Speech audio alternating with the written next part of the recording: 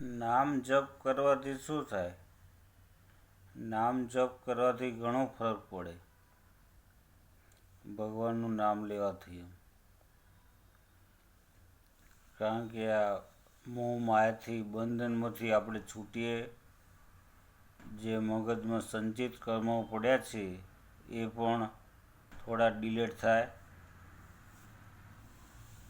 ને બધું ધોવાતું જાય એક બાજુથી. નામ જાપ કરવાથી બહુ મોટો ફાયદો થાય.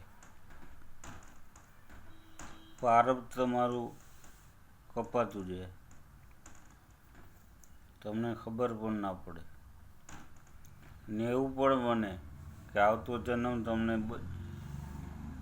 જન્મ પણ કદાચ જોવા મળે. એવું પણ બની શકે. બરોબર. આજ પૂરતું આટલું. જય શ્રી રામ.